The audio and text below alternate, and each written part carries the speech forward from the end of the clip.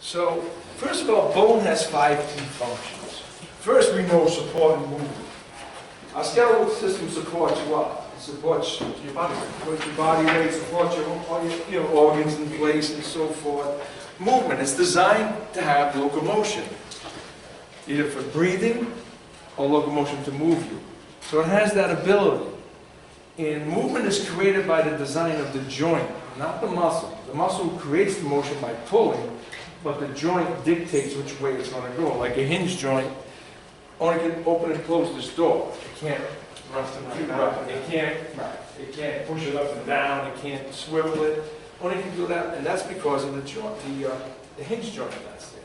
Same way when we get into joints, which will be after this lecture. So there's your support, there's your movement. Protection. Protects against what? Bad people from yelling at you? Protects your guts, so your organs, right? Is that what you want to say? Protection is quicker. It's quicker than your snake. It's like fast as can be. So protects your organs. In other words, when you're touching your skull, you're not touching your brain. There's bony overlay. You're not touching your heart or lungs. So it actually walls structures and protects them. Protection's not that great. Somebody whacks you with a metal pipe, it's going to crush through it and hit it. But in general, it protects them. Blood cells. Well, red marrow creates all your blood cells. Hemopoiesis, and the hormone is hematopoiesis. This means to produce blood. And to produce red blood cells, white blood cells, platelets. That all comes from your marrow. So when they talk about a disease like aplastic anemia, aplasia means to be without formula. That's bad. Most chemotherapies will do that to a patient. At first chemo, not only does it knock the hell out of the immune system, it depletes them down. They become very anemic and suppresses the marrow. Some cases, it can suppress the marrow to the point where the marrow never produces blood again, depending if they hit with too much too fast. So oncologists have they have to really pay attention to how they're administering certain chemos into people. So this hormone, believe it or not, is controlled by your kidneys. So hematopoietic hormone, we'll get into that when we get to the kidneys, but just to explain it, it's controlled by your kidneys. And what will happen, the vena cava will pick up, there's a volume shift in your blood. And when it reads that, it's going to turn this hormone out of the kidney to produce more blood. So it's amazing the way these systems work. But the point is, I'm trying to make you understand, no system is independent of the other. They all have to work together to keep things going. You know, you can't say, well, I don't need that system. We can just shut it down and throw it out and we're fine. No, it's not going to work. You're going to die. Okay? You're not doing too well. We don't need the nervous system. Right? Don't need the muscle system. Don't need the vascular system. This makes a mess. Shoot somebody, blood splatters all over the place. We didn't have that in there. It would be a mess. Storage. What does it store? Calcium, phosphorus, and other salts. It doesn't store like luggage and things like that. Little knickknacks you bought. No. It stores things like that. So the biggest thing we realize with bone is this calcium storage. You know, it stores a lot of calcium. When the body needs it, it takes it from the bone. When the body doesn't need it, it puts it back in the bone. So really the two glands that regulate that primarily in your body is the thyroid and the parathyroid. Parathyroid hormone will pull calcium from the bone, and calcitonin secreted from the thyroid gland will put it back in the bone. So depending on what blood levels are, it'll tell you that. And there's always a 3-to-1 calcium to phosphorus ratio. Okay, normal calcium levels usually 9 to 12, with the phosphorus being like 3 to 4. That's it. You don't want the phosphorus high. High phosphorus levels mean your calcium is depleting in your bone. That's not a good thing. So 3 to 1, 4. 3 to 1. Yeah. And what you're going to see with people with problems that have metabolic problems is that ratio can go off. And certain cancers can create, especially primary bone cancers, can create that ratio to go off. So when they run these basic profiles on you with certain enzymes, they can tell by looking at 2 enzymes, alkaline phos, acid phos, and calcium and phosphorus ratio, they can tell how healthy your bone metabolism is just by those 3 little studies. So you can pick up a lot out of blood to see what's going on with your bone. Okay, so calcium is important. Why do we need calcium to come out? What's it going to do when it comes out? Why do we draw calcium out? Make smoke come out of your nose. No. Why does it? The heart, the nervous system in the bone. Without it, it's not going to function, especially muscle. Muscle needs calcium. Right, to contract, exactly. Without it, skeletal muscle will not contract. Actin and myosin proteins will never interact with one another in the presence of troponin without calcium. You can get into that. I try to put a lot of phys in here at the same time. Students I have now are happy I've done that. You know, how you realize that how unprepared anatomy students are for physiology, go teach physiology. I did it a few years back, and they have no knowledge of what you're talking about. So you see what they lack. So by playing with both those courses, you can help students get prepared that when you go into physiology, you're not going to get slammed. You're going to have a basic understanding of what they're talking about. I mean, we're not going to hit phys heavy, but we're going to touch it that you're going to understand the terminology. That's half the battle. So that's why I like to bring it in, to give you some idea of what it does other than just looking at it pop. Oh, okay, what's it do? Oh, it just stands there, okay. That's boring, right? Because anatomy can be very boring. It's a terminology class. Energy storage. What does it store for energy? What does it store? Sugar? No. Carbs? No, sugars and carbs, well, glycogen we store as a complex carb, but sugars in general become what in our bodies if we don't utilize? Fat. Fat. There you go, fat. It stores fat. Where does it store fat? Who knows? What kind of marrow sits in the shaft of the bone? Yellow? Yellow. Yellow marrow is fat. Doesn't produce blood. And you're going to see that not that many bones in the body produce blood like you think. If you go to the long bones, really don't do anything. And they have more for support, structure that way. We're going to get into that. So there's the 5 major functions of bone. Why we have it. So it does more than just moves us around and supports us. It has a lot of function. So it's kind of amazing when you start digging into stuff, how fascinating it gets. Look at this damn Zika virus now. It was sexually transmitted in Texas. No shit. Yes. From human to human? From a human to human. Really? That's bad. Which Because one? most people, 80% of the public could have it, not even know you Not have even it. know, yeah, it's very Because symptomatic. it's right. There's not many symptoms. Your immune system kind of sucks. It's not really going to affect you. But this was first ever human-to-human spread. They documented.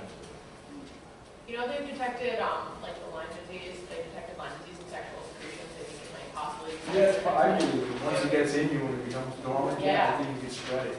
Yeah. Yeah, that's, Yeah, right? Isn't that what it is? So great. I mean, diseases that are coming around, you know, the biggest country that's got the biggest problem is Brazil right now. There's thousands and thousands of cases.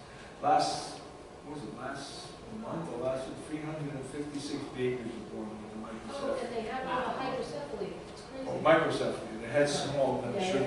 Yeah. So it's unbelievable. I mean, that's bad. I mean, if you're not pregnant, you really don't have much to worry about with it, but if you can carry this damn thing, it becomes dormant in you, you don't know, and spread it.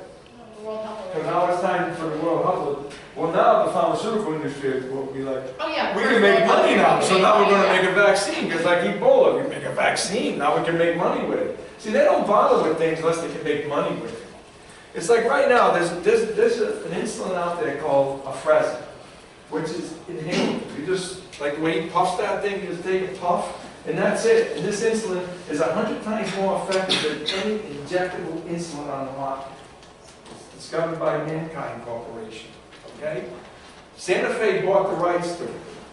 I know, because I had the stock. I think this was going to be the next Microsoft, okay? And I bought it at a decent amount, now it's worth shit. But here's the problem. No, here's the problem. Santa Fe bought it and buried it. Because they don't Because want they're to making more affect, money they're on making it. more money with the injectables. You always knew injectable insulins.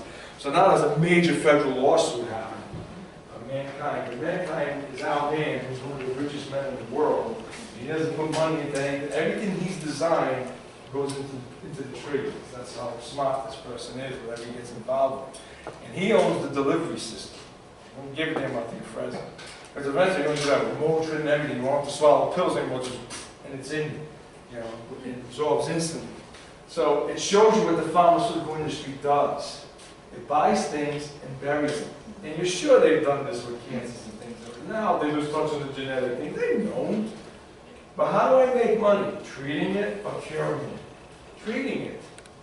So let's add a little more each year so less die, so it looks like we're making strides. And unfortunately, that's the way it goes. It's a big money-making industry. And you realize the FDA that approves all your drugs and any type of research being done, the government has no money to fund it anymore. 80% of the funding comes from the private industry. So who owns the FDA? Pharmaceutical industry. I mean, big farm and big oil industry runs the whole world. That's that. Just to give you that insight as you go into your your fields of healthcare, how you're going to get frustrated because you notice things down the line and they're not going to come out for another 15 years. Until you sell all this product out. Well, it's the government's way of population control without being directly involved. Right. What's the delivery system that you can just inhale it into before it feel like your lung tissue? Yeah. It was through the. Look it up, Fresno. You'll be fascinated what you can do. It's an unbelievable. It's the way it works. It works as efficiently as you producing your own hormone of insulin. It really is. It's been around for 3 years. It's passed FDA. It's made all its steps. Do you see any commercials for TV on it? Nope. And it was supposed to be advertised last year. And it did. See, they merged with them and screwed them. So now there's a big battle between the two of them. But back to this. Osteogenic cells. Well, osteogenic are known as premature bone cells. Now they just they were a stem cell, and now it's starting to shift itself to be an osteogenic cell. Because they're finding that bone has a great amount of stem cell, that you can always create anything you want with these cells from bone, especially from the marrow. It's really, so what's like a stem cell? Stem cell is like buying a brand new computer, now I program it to what I want it to do. That's exactly what it is, okay? So you get a lot of that in the bone. So these cells can either become bone cells, blood cells, whatever. But this one decides to become an osteogenic cell. What it's going to start doing is become an osteoblast. So these three cells hook together. This is the oddball by itself. But these three are steps to get to one another. So what's going to happen? When this cell starts maturing, it starts to lay down a calcium matrix. And when it does that, it's known as an osteoblast. So your blastic activity lays down bone, it pushes the calcium into the bone. That's what it wants to do. When the cell finally totally entraps itself and stops laying down this calcium matrix, it becomes a mature bone cell known as an osteocyte. Because cyte means cell, osteo, bone cell. Okay, that's where the term comes from. So remember, the blastic cells lay down the calcium. They don't absorb it, they lay it down. Okay, so osteogenic cell. Now, these cells can also become very cancerous too. In the age group, especially of 10 to 25 years old, who's ever heard of osteogenic sarcoma? Very deadly primary bone cancer. 14-year-olds running down the soccer field, their legs snap, down they go. X-ray, and we see this big sunburst lesion in the bone coming out of the marrow. So that means it can systemically go anywhere because it's in the marrow. So they used to amputate chemo, and even then the survival rate was like 20%. You know, so it doesn't have, now the survival rates are better with it. But it's a nasty, in the adult it's called reticular cell carcinoma. From the reticular tissues in your marrow.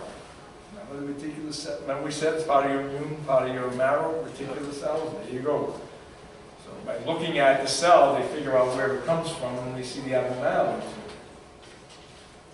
You want to be a histopathologist, you better really know your crap. So this builds to this, builds to that, okay? So the osteocyte derives from this. The osteoclast, however, absorbs bone. It takes the calcium out of the bone and puts it back in the blood. that doesn't come from this type of lineage. It comes directly from white blood cell lineage. So the osteoclast acts like a white blood cell because it phagocytizes things. And what does the term phagocytize mean? Cell eating. And what does penocytosis? Cell drinking. So we have cells that'll absorb all the fluid out of another cell and wipe it out, or cells that totally engulf it and destroy it, and that's how white blood cells fight. They come in, they grab the bacteria, suck it in, and they destroy it. Try to do the same thing to viruses. They recognize the codes. They get T and B lymphocytes play the biggest role with that, and that's why they give you immunizations, because when they immunize you, they give you the attenuated virus. It's not the living virus, so it's not going to create the disease in you. What it's going to do is your immune system is going to recognize that protein code, that as soon as it sees it, it has a surplus of cells that can come out and target it and destroy it. That's how immunizations work. Now, there could be something in the serum that you're allergic to and it could kill you. Yes, that's like 1 in a million that happens, but it can happen. But you got to remember, certain vaccines, though, if you get the disease, talk about the flu, but if you get the disease with some of the other ones, like, well, it will destroy you. There's no if, it will. So if we attenuate and get rid of it, then it can't. But you gotta remember, any of these diseases that we've immunized against, they're not gone. We've attenuated. It means we've put them at a standstill. They're there still. And if people don't vaccinate, what's going to happen? The viruses come back, and the serums we have now will not work against them because they'll build an immunity to it. They'll change their DNA. So that's the danger of not immunizing. Okay, I know a lot of people, ooh, they're against it, but no. You need to immunize. We've wiped out a lot of diseases by immunizing people. That's why the third world countries still have the diseases there. They don't have the money to immunize, and the pharmaceutical companies sure as hell ain't going to donate it. They pretend they do. All right, so you need to do it. It's for your protection, your baby's protection. Yeah, it makes money, of course, everything makes money. We talk reality, you're going to get paid as a nurse someday. You want to make a living doing it, you're not going to do it for free. You know, so let's talk reality, but you don't have to rape the public either to do it. You know, you have to make so much, you know, when you start a practice, you figure out how many patients I need per hour at this rate to pay my overhead, and that's how you figure things out. So do I have to destroy the public? No. But some groups do, yeah. The group I was with tried to. That's why I finally got out of it and said enough. Okay, so what you're seeing here are all the different connective tissues again, especially the cartilaginous tissues with bone. So we have bone, and then we have hyaline cartilage, right? Which the majority of our cartilage, because our skeletal system was that. Elastic cartilage is your ear and where else? And your epiglottis. There you go, good job. Epiglottis, something's been studied. And the fibrocartilages, your disc, your pubic symphysis, and your knees. Okay, and this guy at the knee. So that's what they would be. So it's kind of good by this point, off the top of your head, you can relate that information out. If you're not, then what's it mean? You're not studying. I told you, we're going to do 2 more chapters, so by Friday, we'll be done with chapters 6 and 7. So we did 1 and 4, 6 and 6, there's 4 chapters. You're going to wait for midnight before the test to start looking at 8 chapters to get ready for it? The answer is I hope not. Okay? I hope not. I hope you're doing, in other words, what you've done last week, you should be tested on it this week and you can pass the test. You don't have to get an A on it, but you can pass it. Because you haven't formulated it yet. To make it make that much sense, fine? Yes. I have a question. Like, what we get on the homework, like, does that count in our grade? At the end of the semester, yes. Okay. So it's not wasting your time, no. Okay? And that homework category comes under like the quiz. So you get so many quizzes, so much homework, and maybe a case study. If I give you a case study, we'll go to spring break to do. It's not that hard. It's like a 1-page thing. I don't want to read a 50-page paper. So it's like, there's like 5 key points I want you to answer out of a case study. And and if we don't do it there, then we do it on your final exam. So either way you get it. And it'll be like 1 essay question on the final worth like 25 points. And it'll be something we've talked about. It's not something anatomy, something we've talked about. Like last semester's final, they had trace a drop of blood through the heart. then they had to describe to me signs and symptoms of right-sided heart failure, what you would see systemically and what's happening in the body. Make you think about stuff. Because we'll go into different heart diseases, cardiac ailments, so you understand why you're learning this stuff. So case studies will take anatomy and make you think about it. Why is it screwing up? Why is it breaking up? What's going to happen when it does? Okay, so that's the key. So, moving on. So here's more of the soft tissues again, the cartilage.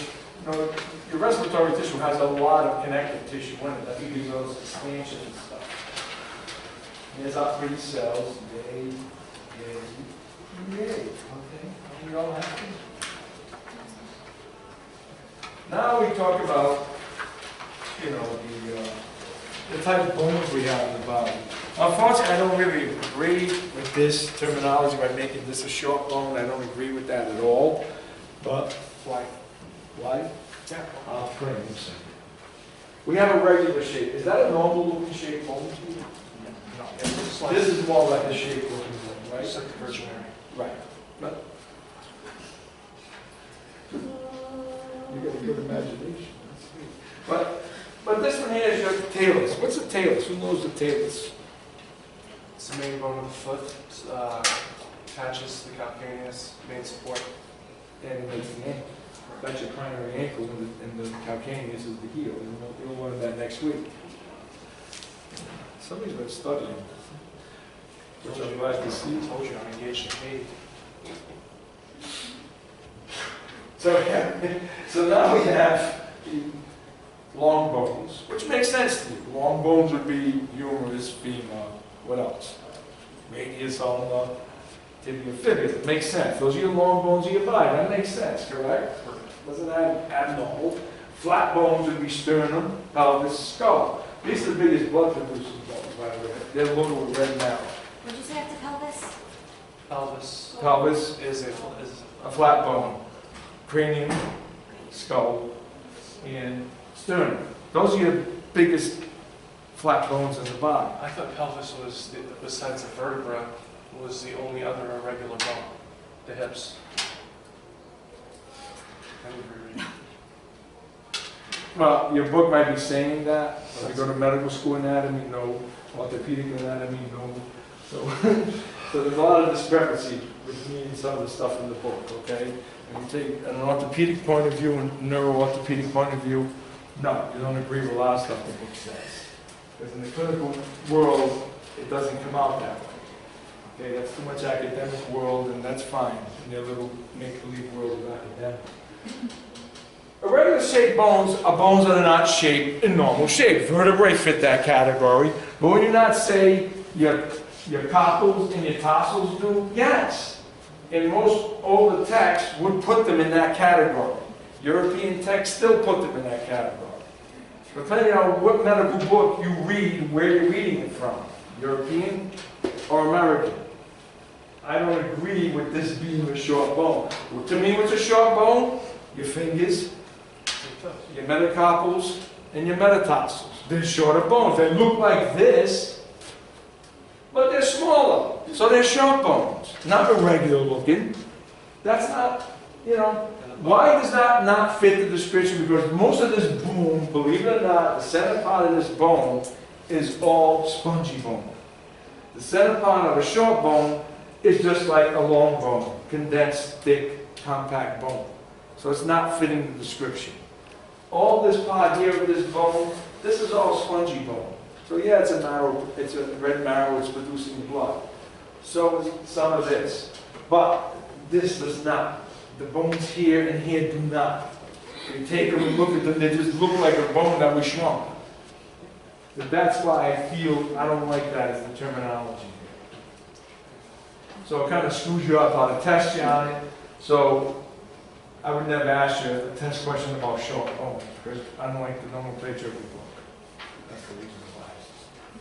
Flat bones, I want you to know, sternum, skull, pelvis. Now, you talk about a regular, yes, there's why. The pelvic bone is made of 3 bones. Yep. So it's primarily the ilium is the flat bone. The irregular shape, where he's not wrong, is the pubes and the ischium. those would be the irregular shape. That makes sense to what you read now? Yes. Okay. So you weren't wrong, okay? But we're going to generalize more. So if we make you learn all the parts of the book, which you will, that's not going to screw you up. So just know pelvis, flat bone, okay? Mainly the ilium part. And you'll see when you look at the ilium, it's flat. When you get to the ischial part, what you sit on, it's not flat, it's round. The pubes are a ring structure. So they don't look like, like a flat bone. You're on camera, so we just filmed them. You're on camera. Yeah, she's filming you coming in. She's filming people who come late. She's going to make a documentary on late students. She's doing that for our English class. You get 10 extra questions. Okay, so there we go with that. So I don't want you to be concerned about the short bone category. We'll keep vertebrae as a regular shape. Long bones will be the big bones of the body that we know, and flat bones. We'll push the short bone category away for now, because if I don't agree with your book, it's not fair to hold it against you, okay? What I want to talk about next is parts of a bone. Now, in the lab, we have a bone cut on a coronal cut like this is, so you got an anterior and posterior view to the bone, and we use a femur. And what I found and was able to upload to you because of the new part of the text is a femur labeled just like I want you to know it in the lab. But we keep one section out, the metaphysis. We don't need to get into that. Okay, so it's really, there's like a weird region right in here, and they call it metaphysis, but I'm not going to get that anal on it, okay? Because we can get very anal, and I don't want to do that. We don't need to see those glands. A lot of people are into that, So we're not going to do that to you. But the two major regions of a long bone are the end, which is known as the epiphysis, and the shaft, the diaphysis. Kind of like what you feel the school's giving you, the shaft, the diaphysis. So when you're arguing with them in the breast office and tell them, stop giving me the diaphysis, they won't know what the hell this is. I just say to the professor, stop giving me essay questions. There you go. So we're going to have a proximal one and a distal one. Makes sense. One close, one far. Yep. Makes sense, right? There's nothing strange what I'm showing you here. And we have a cavity called the medullary cavity, and that's mainly in your long bones, your short bones, not your irregular bones. They won't have that. So, and we're going to have it filled with yellow marrow, which is fat. And it's lined on the inside with a connective tissue known as endosteum, and the bone is lined on the outside with a connective tissue known as periosteum. Peri means around, endo means in. So that's where it gets its names from. Those are all your zoological things that I told you to look at. Yes? Quick question, because I'm pretty sure that you put it on the syllabus. When are we having that quiz? On that? The terminology. I'm not doing the terminology. Kids will be good. You're my personal. I'm making you do it just for. I know how you know you. Well, you know how I know you don't do it? Because on a test, you're going to come up to me and ask me a question about something that's in the question to figure out the answer, and that means you didn't study them because you don't know what the term is saying to you.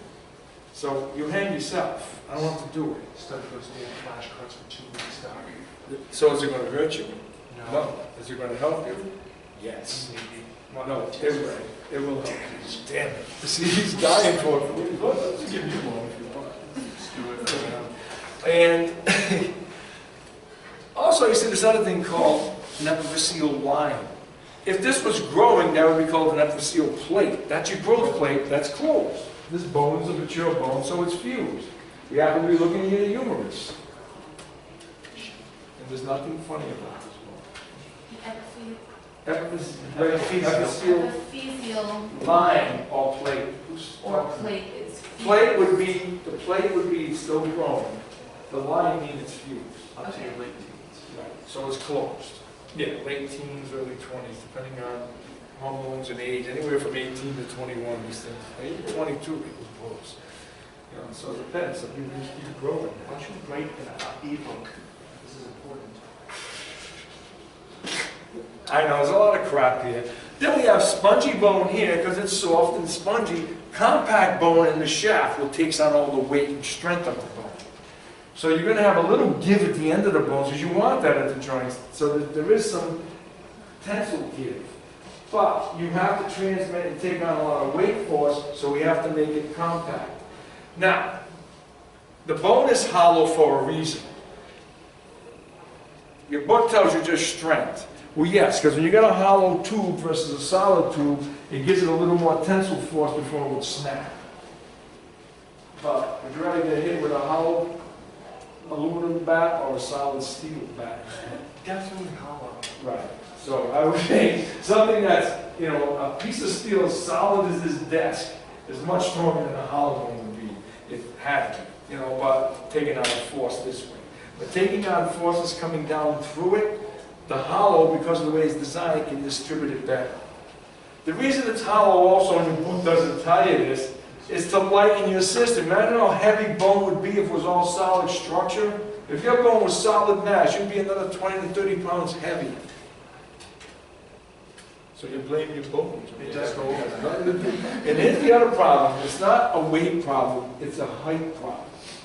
I don't have that problem. I mean, the weight, my weight was designed to be 7 feet tall. I'm sorry, Doc, I wasn't tall enough. So it's not a weight problem, it's a height problem. I'm too short for my weight. And that's how you get around that, and you start busting your chops. You need to lose weight, you go for yearly checkup. That's how you get around the people. Okay, I think we've covered everything on that picture. So you'll look at that in the lab. So you're going to refresh this in your mind in lab. Stuff we're doing now, you're going to see in lab. Okay, so, which is a good thing. Not a bad thing. And this is showing you your trabecular bone, which is spongy, and this is a definite picture of compact bone. So let's look at spongy bone first. So spongy bone's a little different. Most of your flat bones, your regular shaped bones are all spongy.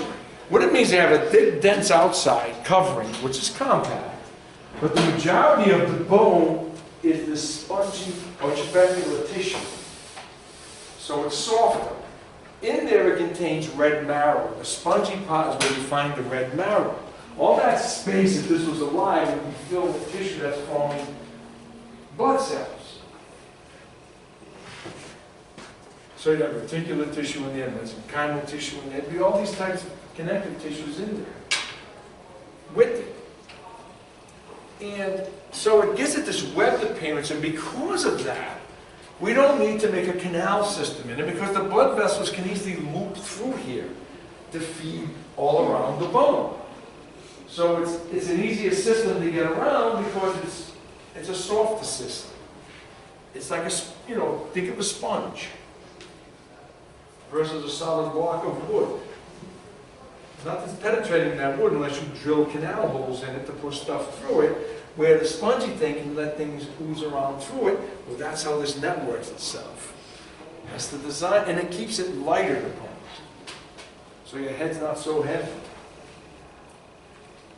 And it does the job, which is why most of these are not really... See, when you take the spine, it transmits weights all the way through. So it's not just one bone taking on all the weight. It's transmitting it evenly down through till it gets into your long bone, which take on all the weight force. And what's going to show you in this next picture is it's a bone that's designed to transmit weight force. As you can see, a load into the tension force, how one side of the bone can push against, the other side transmits it down, so it can take on a lot of weight. A femur in itself that's healthy literally can take almost 2,000 pounds of pressure this way, and it will not crush.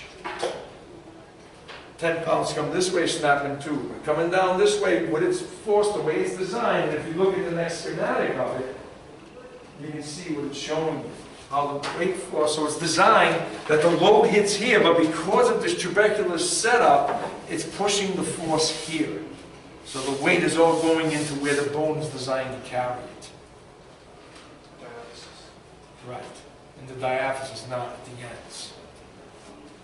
So the ends are very vascular, very alive, because you get your joints there. You get hyaline cartilage lining them, so you get a lot going on at the end. The middle of the bone, not really. The middle of the bone is designed to take on a lot of force. And that's the way our bones are set up.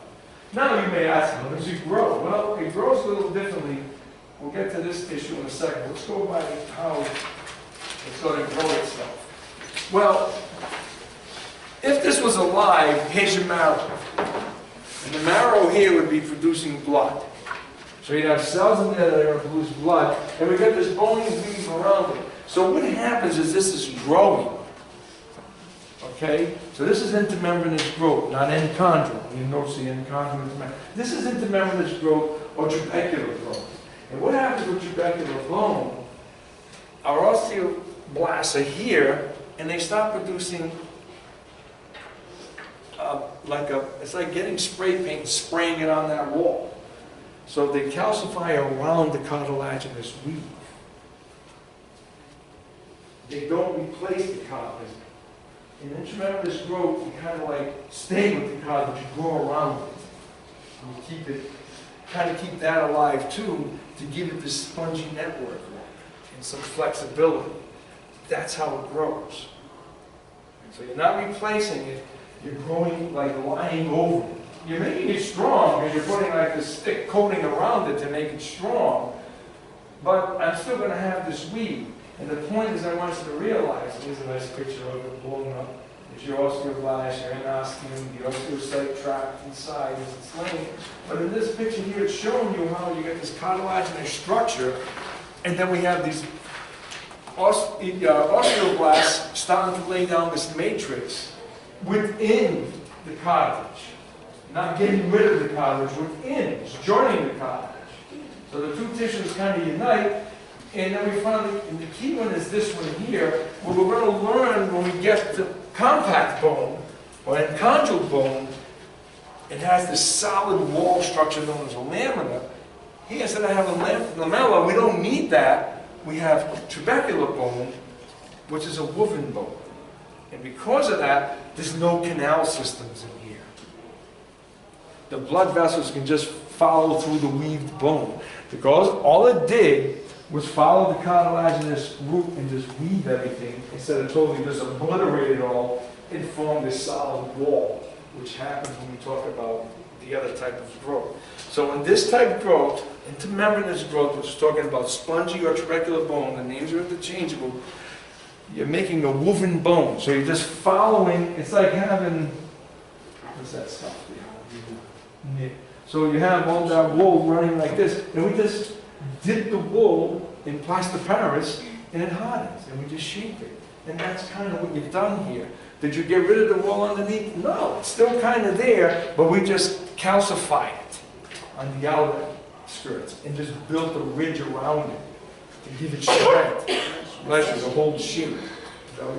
I was going to ask you, because it's woven like that, is that why compartment syndrome is so common when you have like a long bone break? Because everything is just crushed up. That's different. That'll relate more to muscle than this. Okay? The original structure is already hardened structure, and you're just painting another layer of structure on top. That's the best way to look To create what exactly? at it. To create this trabecular pattern. Oh, okay, like the honeycomb. Like a honeycomb. Like a honeycomb, exactly. So all I did was, say if I took a sponge and I dip it in plaster Paris, the spongy material is still there, but now it's hard.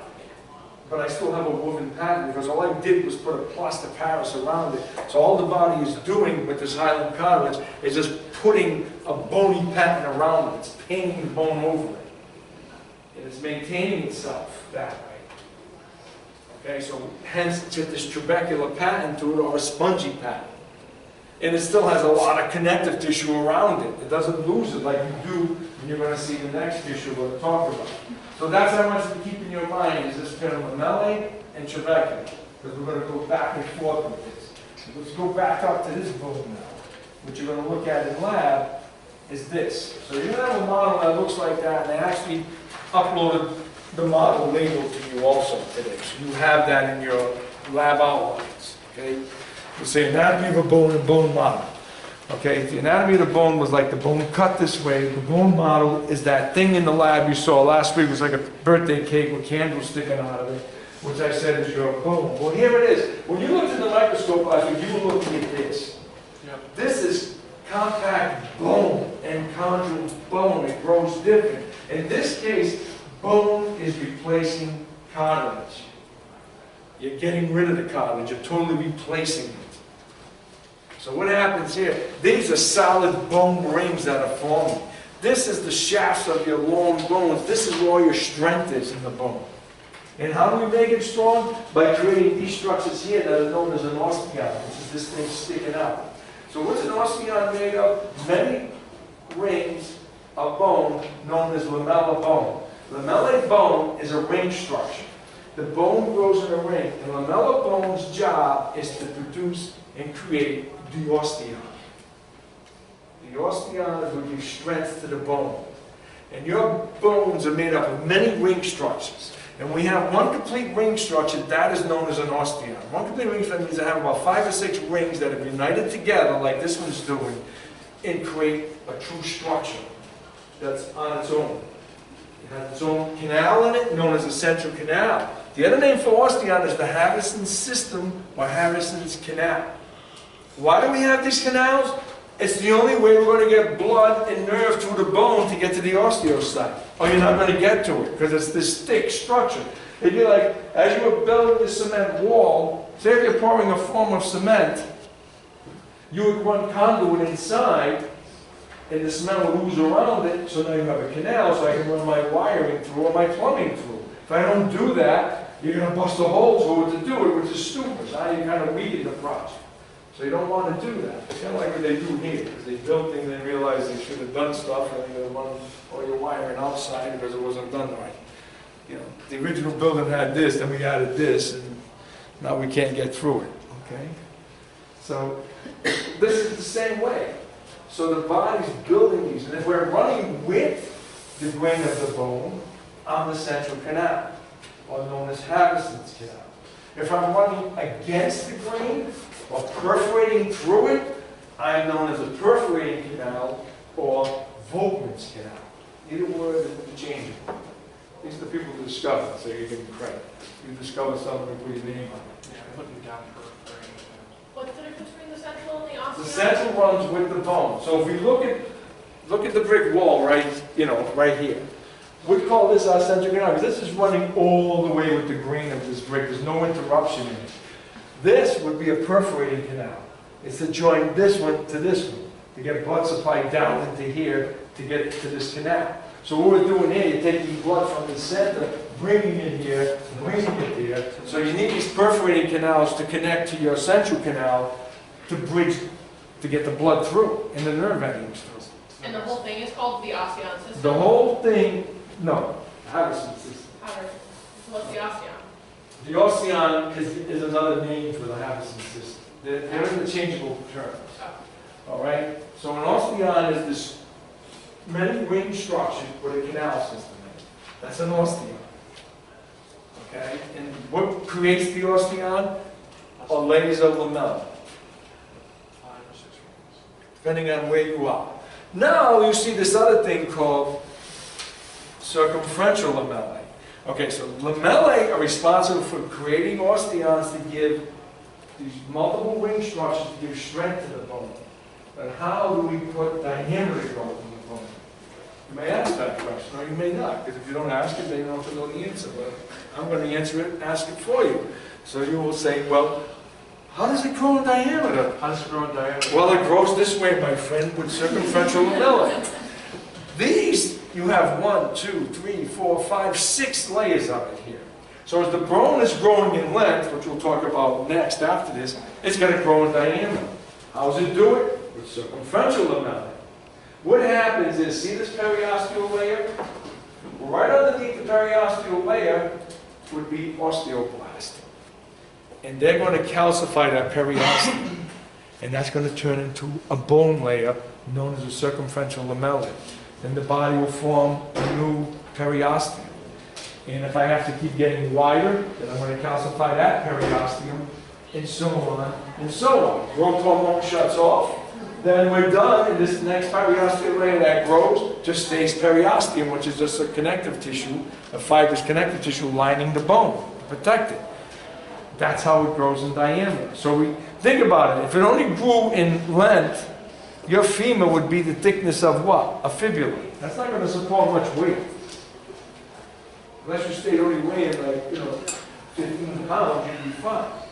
But, like a little mini dog versus a big dog. But in our case, we know we're going to weigh an average 150, 200 pounds. Well, a fibula by itself is not going to support that mass coming through here. It's going to break in half. Makes sense to you? Makes sense to you? Makes sense? Okay. So this is called enchondral bone growth, and in this case here, cartilage is being replaced by bone.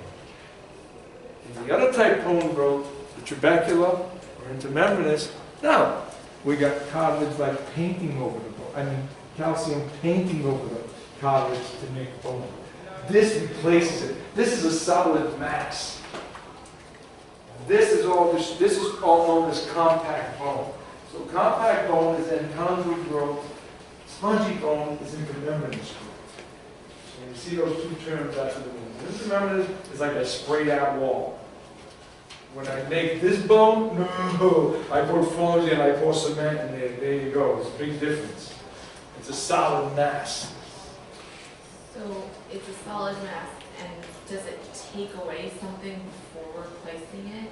Yeah, it'll eat away. So what you're going to have in here, there's a lot of process going on, okay? So what you have here, if I got cartilage here, how do I get rid of the cartilage? Well, I got to have, if we have osteoclasts, we have chondroclasts that eat the cartilage, and then the osteoclasts are behind them, weighing it down, chopping themselves to make a new layer of bone.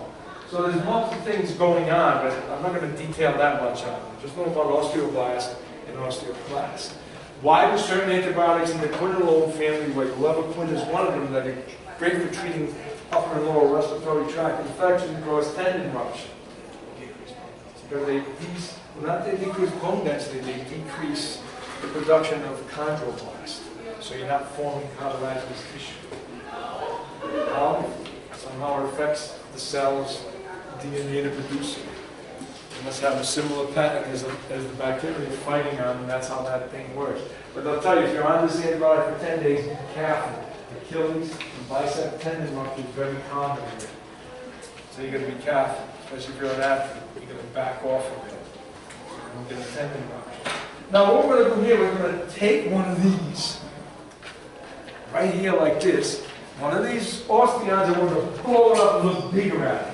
Because this is what you want to do. I know you. So there it is. We made it bigger. And we got more stinking terms. So here's my central canal. And look what's in my canal. Artery, vein, and nerve. That has to be in there. Because these cells are alive. We're gonna get nutrition to them. So within this, we have a micro weaving network of lagunae and caniculi. Caniculi is a canal, lagunae is a lagoons. Keep it as simple as that. So how am I going to do it? So you're going to build a little moat, put your little house in the middle of the moat, and the only way you can get into it is you're not going to have a road, you're going to have a little canal that feeds to the main river. So you come down, so there's the main river, so you come down your little canal, and now you get to your lagoon, and floating in the middle of your lagoon is your house or your osteocyte. And it works just like that. So coming this way will be the canal, the caniculi. So they're going to feed off this main branch, and they're going to drain, and they're going to keep feeding all around until they get all the way through this bone to keep this osteon structure alive. And where I keep my cell is the lagoon. It sits in the middle of the lagoon. So the caniculi drain to the lagunae to bring nutrition to the cell and to take waste away from the cell. It's as simple as that. Can't make it any simpler. So there's cells in between? Yeah, these are cells right here. See these little dots? Those are not, that's not the yolk of an egg. That's cells. Those are osteocytes. And when you look at the big model in the lab, it's like red spiders. Well, the red spiders are the osteocytes sitting within the lagunae and the little caniculi, which I won't test you on the lagunae in the lab. That's being too ignorant. Myasca, osteocyte, myasca, lamella. Well, look, here's your layers of bone, lamella. 1, 2, 3, 4. So all the metal layers were created to make this osteoid. Make sense? I know, this stuff is tough, okay, I'm not gonna get it, it is hard. And if you look at it, there's what you looked at in lab. Now, here's your slide. This would be looking at a real structure. Here's our schematic. So what you were seeing, central canal, lagunae with osteocyte in it. These little cracks going this way would be a caniculi coming to the, that's what you were seeing, microscopically. So you're at the microscopic level of bone. So it's a pretty, the thing is, it looks like it's one solid mass structure. It's not. It's not. It's a very complex structure. This is why when I ask the question, is the humerus an organ? And the answer to that is yes, made up of many tissues, working together to create an organ. Boom, there you go. Right? More than one type of tissue in there. There's your definition, it's answered. Okay? That's right. So think of the definition and apply it to different things and make it make sense to you. Just don't memorize it. Memorizing is not learning. You got to get terminology down, yes. Now apply the terminology to make it make sense to you, to everyday living. And you can. Simplify it. If you do that, the anatomy becomes much easier. So I have a real great pass rating here.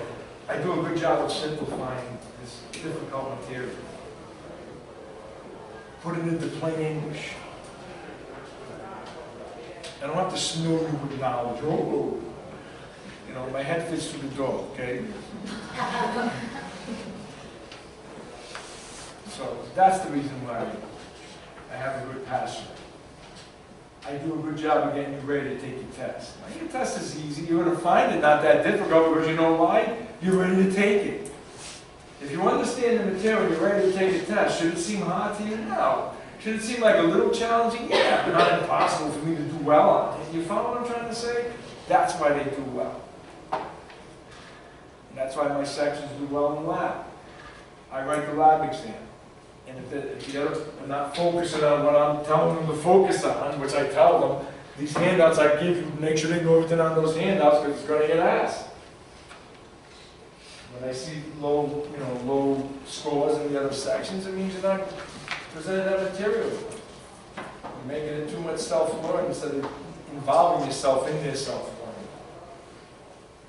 If you're going to do that, I'll just put a computer up here. You don't need me then. In the learning objective, is that what we have to study for the exam? Yes and no. That's the understanding of it. You don't do this study guide? Yeah. Not for the practical, for the written. Yes. You will get a study guide about 10 days before. And there'll be terms on it. Terms could be either in the answer or in the question.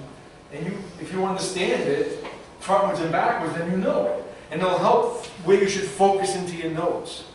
I want you to learn everything right now. Okay, I don't want you to just like skipping around. I want you to get an understanding of the whole concept. Then we'll take the concept apart and hit pieces on it. Can't test you on everything. We'll test you on what we feel is important that you should carry with you to physiology. So you don't look like an idiot. I don't look like an idiot. You don't look like an idiot. And this is showing you an osteon structure, how it forms itself. And by this twisting motion in different directions, it kind of like taking a nut and bolt and tightens itself together. That gives a lot of strength. It's not letting go. So it literally moves itself together. So it's a strong structure. But you got collagen fibers in there, and you have collagen fibers in there. It can't just be bone. It's got to have that gluing it together. Okay? So yeah, you still have some collagen and some of your different connective tissues in there with the bone, but the majority of it is bone. So it makes it a strong structure. So let's go how it grows now. Get this picture. This is the one I want. Now this is showing you embryonically. We start with all cartilage, then we form a bone plate, and then it starts to calcify. Well, at this point we have an epithelial plate because that's growing. And bone grows from inside out this way. It doesn't grow this way, it grows this way. Okay? So the easiest analogy to use to think about it is, this is my center point. So this is distant, that's distant. Okay, we're going to use this as a center point to make this make sense. Get me over there too. This is the center point, the middle of the bone. We're taking an individual bone, the most center point is its midpoint. Okay? So distal, on the distal aspect of the growth plate, I'm going to want to have osteoclast. On the proximal side of the growth plate, I want osteoblasts. Why? Because I want an either way structure here. I want to keep this cartilage piece moving with me, and behind me, I want bone being laid down. Best analogy to use, I got a bulldozer. This bulldozer is all in one unit. The back of it's laying down asphalt, the front of it is pushing away or destroying what's in its path to lay down this asphalt, okay? So, but that space of the thickness of the bulldozer always maintains itself. This growth plate always maintains its space as it's being shifted along to make this bone grow longer. Follow what I'm saying? Because we're not disrupting the hyaline cartilage webbing in the middle, because it's going to keep growing itself as well as the bone is growing itself. This is all regulated, the diameter growth and this length growth is all regulated by a hormone called growth hormone. Okay? These gonadotropic hormones do this. Now into bone, organs too. Yes? Can you just say it again, the proximal has what and the distal? Right, so if we take it from the center point of a bone, Yep. okay, put it on the board. So we take it from the center point of a bone, see if we have things that work. And I've gone through it before, all the ones that didn't right about. So here's our bone. Looks like a hat, right? Looks like so here's our cartilage plate. And there's the cavity, right? And then here's the other one on this end. And then here's the end of the bone here. So the bone's going to grow in this direction, like this, okay? So at this point here, in here, we want blast. And on this side, we want clast. Because eventually what we want to do is make this bone longer, so now instead of being there, the growth plate's here, the growth plate's here, and we still have the same look to the bone.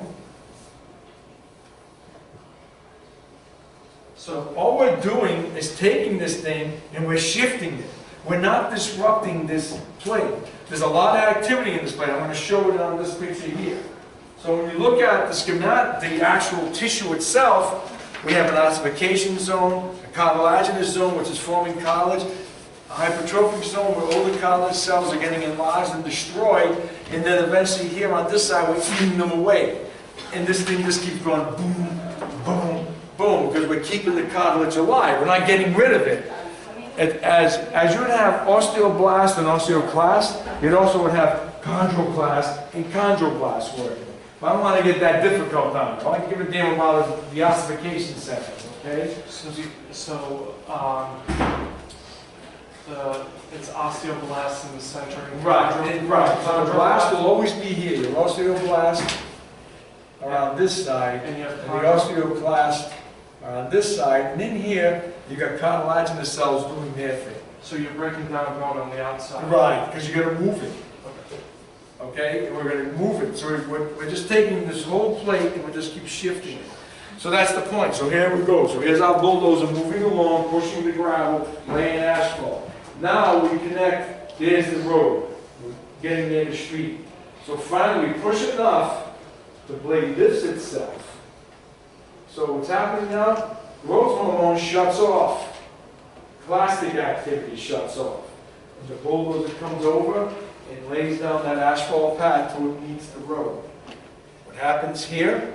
Eventually, growth hormone shuts off, these disappear, and the other one, and this just fills itself with bone, and now a plate becomes a line. It becomes, the growth plate is gone. Okay? And that'll happen between the ages of 18 to 21, depending on genetically how long you're growing the family. All right? It's all growth hormone regulated, diameter and length. Bone is constantly remodeling itself, people. That is always going on. You always have a balance between osteoclast and osteoblast. When that balance goes off, you end up with disease like osteoporosis. You have too much clast, not enough blast, osteoporosis. Why? We're losing calcium. Many reasons can cause it.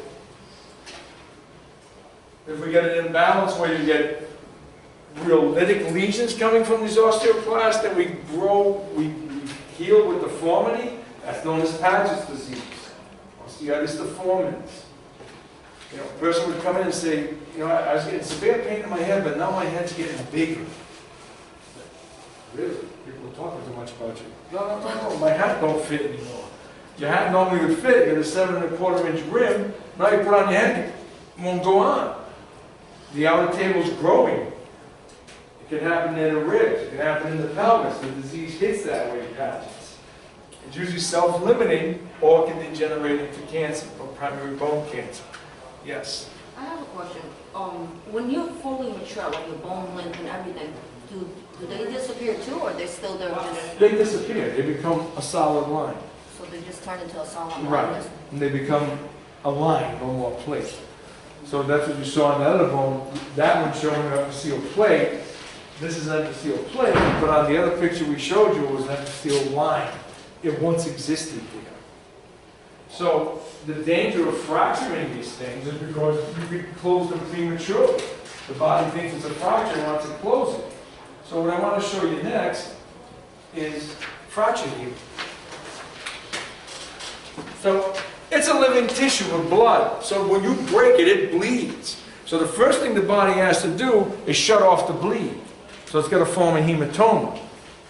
Now, whenever we cut ourselves, or reactions taking place in our body, along with blood cells blowing through there, what cells are coming in? White blood cells.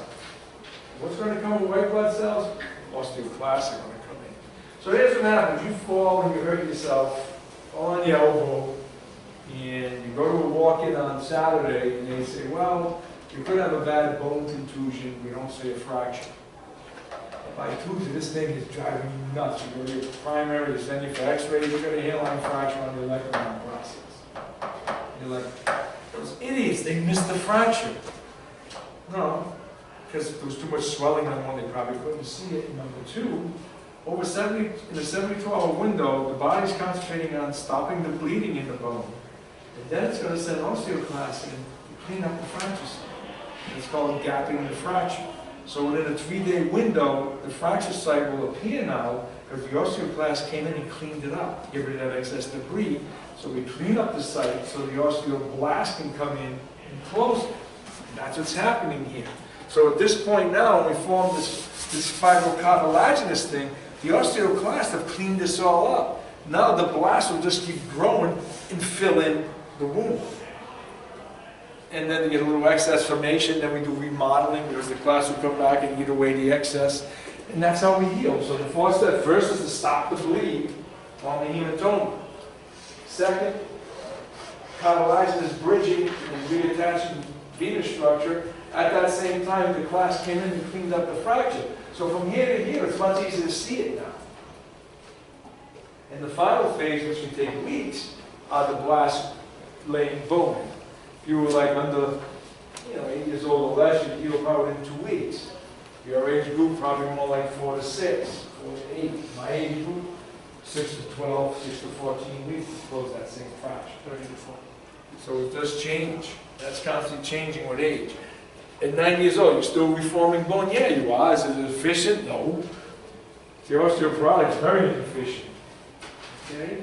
So that's how we heal fractures. So there are many different type of fractures in the body. Just show them to you. I'm going to test you on them. But we have commuted fracture, means it snapped, but it didn't displace itself. Compression fracture, common in the vertebral column, common where? The head of the femur. This usually would be an osteoporotic person, which probably is because these bones, when you can see this nice white outlay of the thick, dense bone versus the spongy bone pattern, that person's probably osteoporotic. You can't diagnose that from the film. You would say they're osteopenic, send them for a scan to see if they are osteoporotic. If they are, you put them on the meds they would need to bring it back. poorly like the commercials did twice a year. I don't know, she's gonna be some famous actor, I don't know how she is walking around. What? All those medicines are terrible, they don't really work. No. Some do, but they help, but do they cure it? No. And you know, a lot of them have is their base to make them so strong to absorb in the bone, sodium hydroxide, which is drain cleaner. Because they'll absorb right into the bone. That's why the ones that are oral will tell you, make sure you can stay sitting up for 2 to 3 hours to get it out of your, or it'll erode your esophagus. That's how potent this stuff is. You know, and the injectable same way. And what it does is just pours itself to the bone, hopefully ridging that bone back. That's what, you know, that's the job. What you want to do is catch this early enough before you get to these bones. Put the person on calcium, magnesium, D3 supplementation, move them around, clean their diet up, and help prevent it. But if you, once you get it to the point of beyond prevention, then good luck. Good luck. You know, if you're going to change your way of living at 80 years old, forget it. It's too late. You're going to change it while you're like now. Seriously.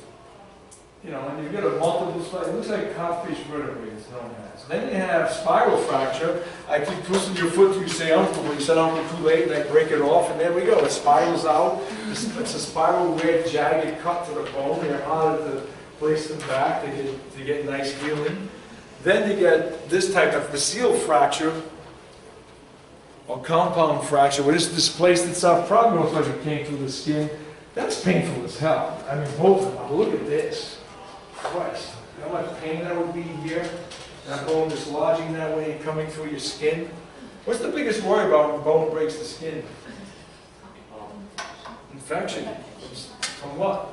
Staph. Osteomyelitis. Staph is the most common that lives on your skin, gets into the bone.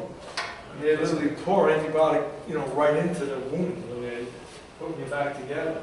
So that's what they worry about. So the spiral fracture is just a break occurring from torsion?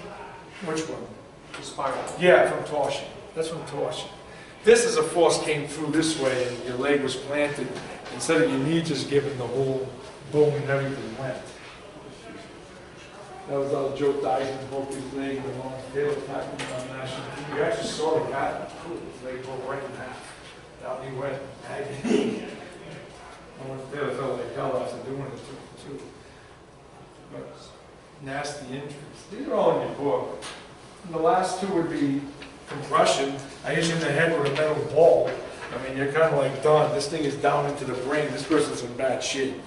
You smash somebody like that, you're going to kill them. Like, no, come on, it cracks like an egg in the skull. Because it's soft bone. This is a green stick fracture. Why do they call it green stick? Because try to break a live branch on a tree. It's like, and it's green and it doesn't break, right? It just cracks a bit. That's what happens to the periosteal layer. It just cracks. So it's like a bone contusion more than it is an actual fracture. There's really no way that, you don't have to brace it or anything. It'll just heal. Most common in kids. Why? Because their bones are flexible. It's like when a baby falls out a 2-story window that's 3 years old, usually they bounce. But an 8-year-old does, they crush and they get killed. You fall off a deck, that's it. Drop the baby off the deck, boom, it'll bounce. So, you know, so the baby falls off the couch, and you get a confidence, well, don't get that worried, the baby's fine. You know, unless he crushes its head, you know, it's going to scream, why? Because it gets scared. And then you're like, oh my God, you're scared, and then even more, like, you know, if you just stay cool and calm and pick it up, and you're okay, the baby will be fine. And then this is to show you what osteoporosis looks like. There's a normal trabecular bone, there's osteoporotic bone. So that's not going to support too much. That's the one the person's walking, you know, older person steps off the curb and crunch. And then the femur just crushes in. And that can happen too. That's the first part of the lecture. So what I want to do is run through attendance quickly, people. So this is 04. Okay, 04 means you need